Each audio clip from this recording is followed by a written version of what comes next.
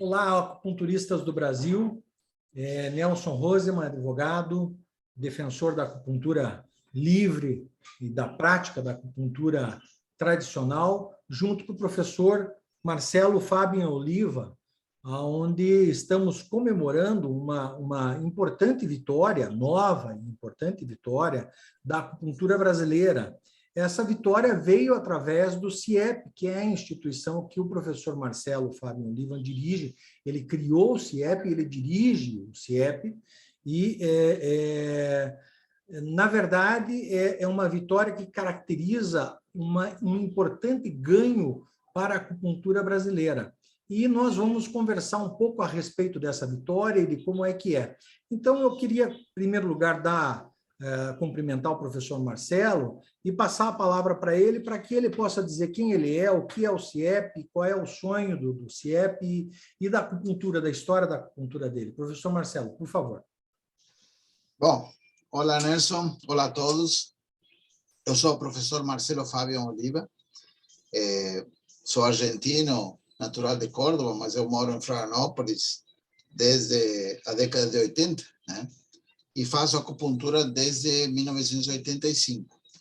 Quando eu cheguei em Florianópolis, eu sempre tive a intenção de poder ensinar e poder trazer para a população em geral um atendimento de acupuntura tradicional, humanitário, enfim, tudo aquilo que nós terapeutas sempre sonhamos em ter. Isso acabou me fazendo criar o CIEP, o Centro Integrado de Estudos e Pesquisas do Homem, que inicialmente foi uma clínica multiprofissional, né? E aos poucos fomos incorporando cursos, treinamentos e ambulatórios, ao ponto de que depois se transformou em escola técnica, onde tínhamos também o curso de técnico na acupuntura. Depois se transformou em uma escola para ofertar curso de pós-graduação em acupuntura e naturopatia. E há 10 anos que nós fomos credenciados pelo MEC, somos uma faculdade que se dedica basicamente a isso. Naquela época, nós já sabíamos que existiram outras faculdades, outras instituições que trabalharam e que se registraram antes de nós, né, em relação ao ensino das terapias naturais. Por exemplo, a primeira escola que eu me lembro foi a Faculdade Espírita, no Paraná, né, que criou, inclusive, o primeiro curso de pós-graduação, acho que foi no início da década de 90 e final da década de 80. Né? Isso, foi o que criou, exatamente. A Faculdade Espírita teve um curso de naturologia que tinha toda a grade. Se vocês olhavam a grade desse curso, era uma grade praticamente trazida da China, né? Na época, foi o professor, um biomédico, Jorge de Moraes Barbosa, que falava chinês fluentemente, viajava muito para a Universidade de Shandong e trouxe todo esse material para criar esse curso.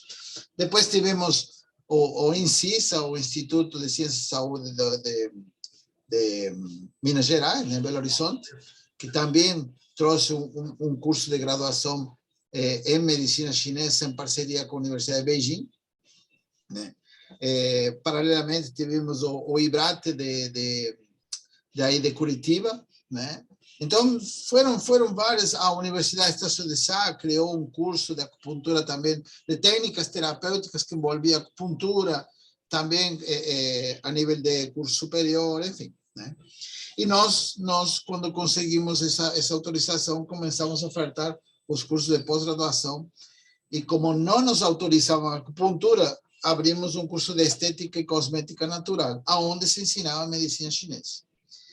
Em 2016, nós conseguimos autorização de funcionamento para um curso superior em acupuntura, na modalidade sequencial. E naquela época, o curso sequencial tinha as mesmas características que o curso de graduação.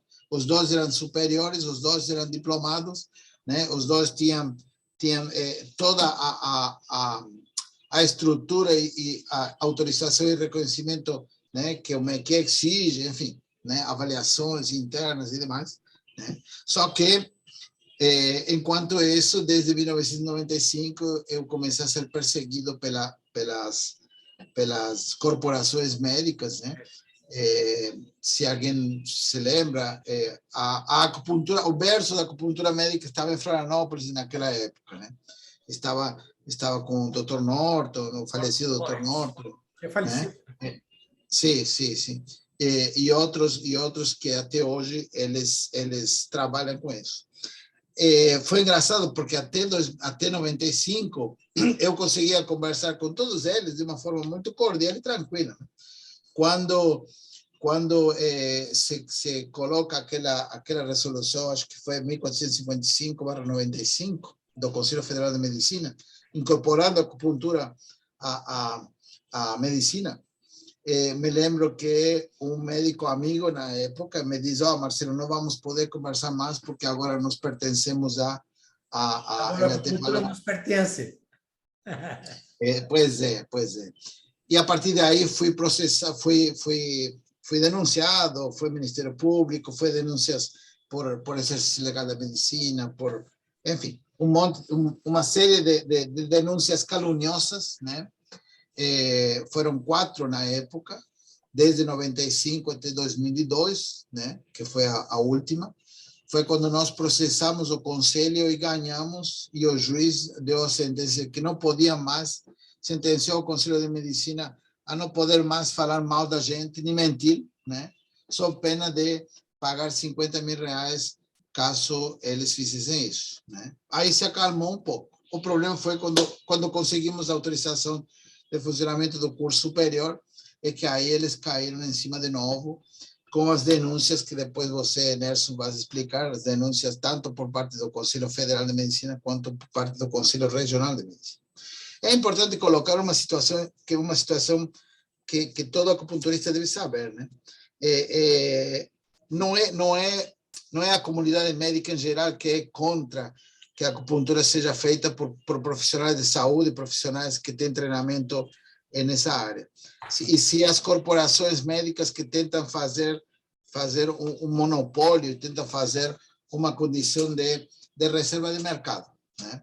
E falo isso não só porque que eu vejo isso no dia a dia, mas também eu tenho grandes amigos médicos e muitos alunos e ex-alunos médicos que treinam conosco, que estudam conosco, embora eles sabem que o Conselho não reconhece nosso curso de pós-graduação, embora seja um curso oficial, né? Mas eles sabem que conosco podem aprender bem, né? Enfim, bom, o fato é que depois disso começaram as denúncias e foi o Conselho Regional de Medicina, o Conselho Federal de Medicina, onde tentou, de todas as formas, fechar o curso, denunciando o próprio Ministério da Educação e assim por diante. Mas eu já te passo a palavra, Nelson, mas o importante, eu acho que destacar, é que antes os médicos tentavam correr atrás de nós, nos denunciando por exercício ilegal da medicina e por práticas médicas por parte de supostos leigos, né? Ok, hoje está nos perseguindo por conta de que nós estamos ensinando acupuntura, né? Só que tanto de um lado quanto do outro, eles acabam perdendo e mostrando para a sociedade toda o que nós sempre defendemos, né? Nós não somos contra que os médicos façam acupuntura, pelo contrário, porque isso faz parte de uma equipe multiprofissional que ajuda muito e contribui muito para o paciente, né? O que nós somos contra é que tente se monopolizar um conhecimento tradicional, um conhecimento muito antigo, um conhecimento que se ensinou muitas vezes de mestre para discípulo, de pai para filho, né? E que hoje está em mãos fundamentalmente das escolas tradicionais, né? Mas o nosso objetivo quando criamos o curso de acupuntura foi fundamentalmente trazer a acupuntura ao âmbito acadêmico. Para quê? Para que ela seja mais respeitada e ela possa ter um ingresso universitário no sentido de se poder fazer pesquisa, de se poder criar ferramentas, né? Que dê uma qualificação maior, pelo menos no Brasil, né? A acupuntura. E, claro, isso faria também, e através dos cursos superiores nós podemos fazer isso, que a acupuntura tenha um reconhecimento muito maior e que se coloque, se eleve ao mesmo nível de todas as outras profissões de saúde, né?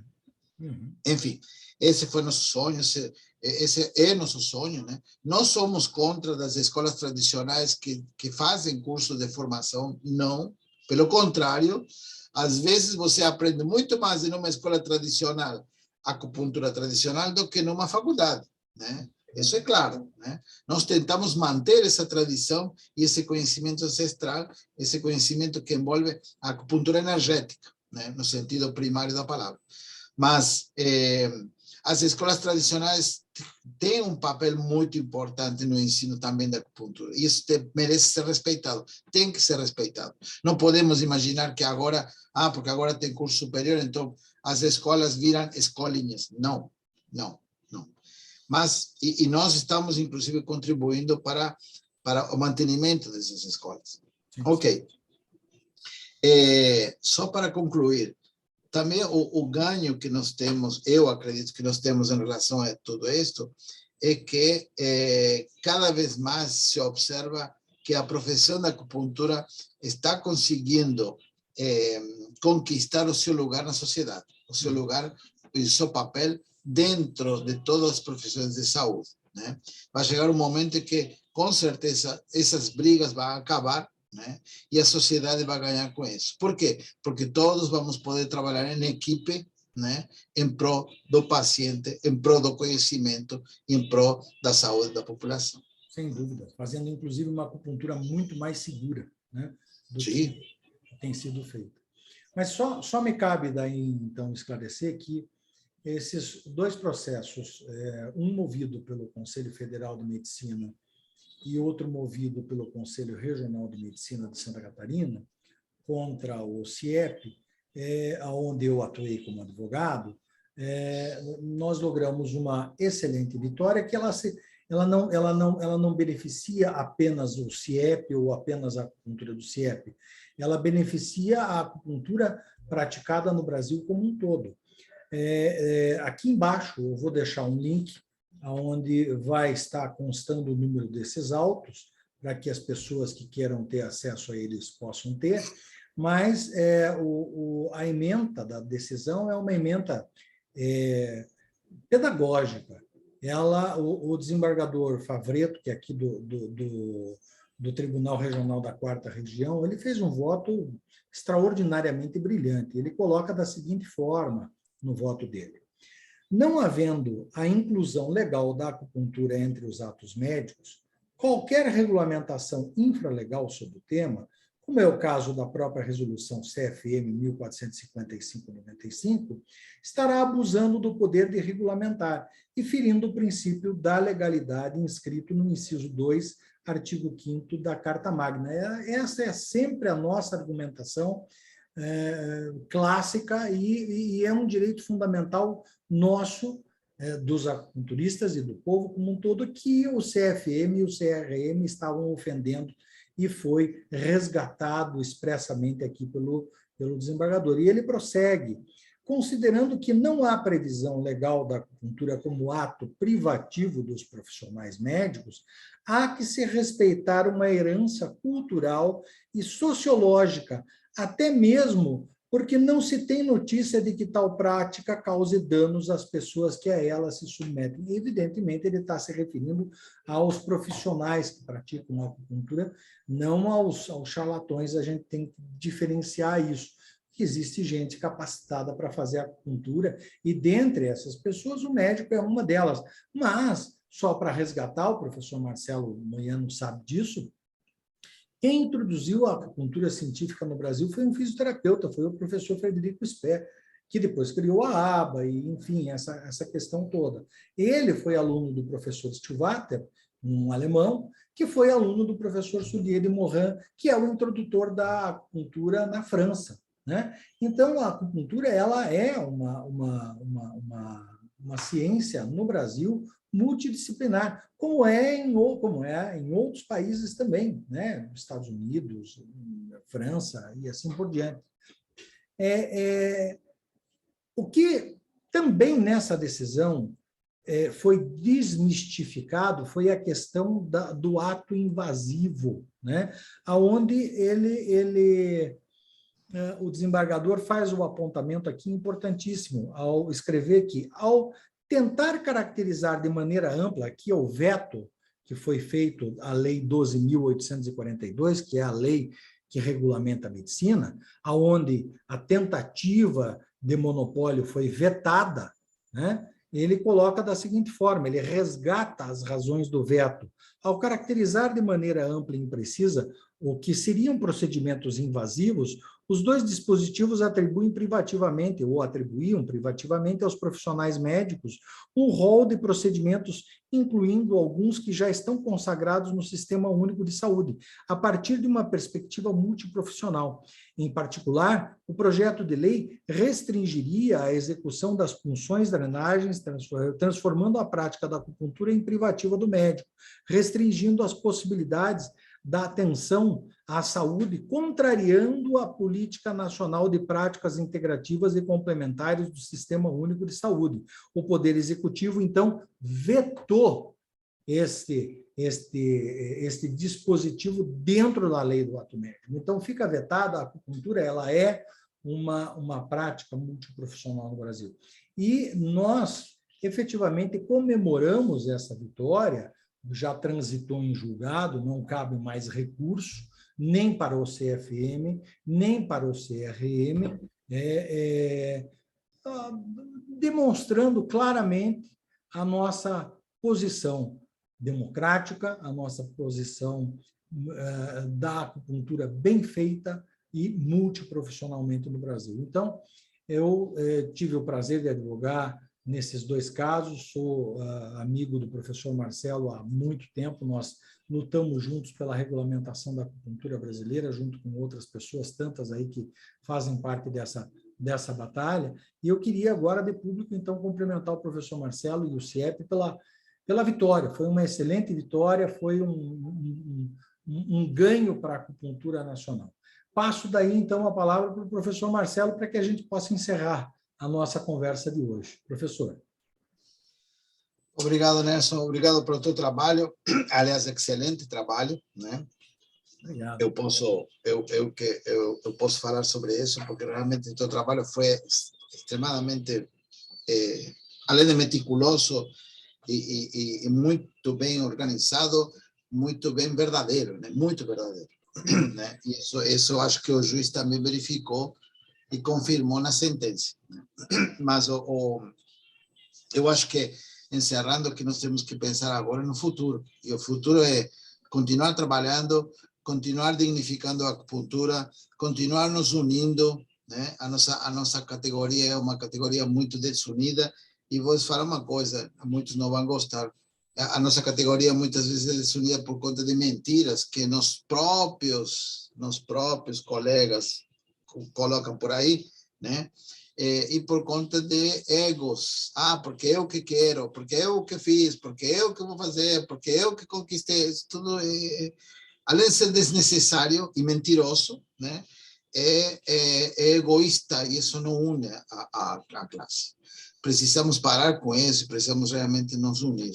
Nos unir para quê? Não para combater um inimigo, e sim para crescermos juntos, para aprendermos juntos e para poder realmente, de novo, fazer o melhor para o nosso paciente e para a comunidade em geral. Aí a importância do associativismo, né? Que os acupunturistas se associem à SBA, se associem à FENAB, se associem aos sindicatos de acupunturistas, enfim, busquem a associação, porque esta batalha, não só pela regulamentação da acupuntura, custa muito dinheiro, mas também custa politicamente muito caro. Professor Marcelo, foi um prazer, uma alegria estar aqui junto com o senhor. Agradeço a todos também a paciência de terem chegado até o final desse vídeo, e nos vemos numa próxima oportunidade. Um abraço aí. Muito obrigado, então. Tchau, tchau.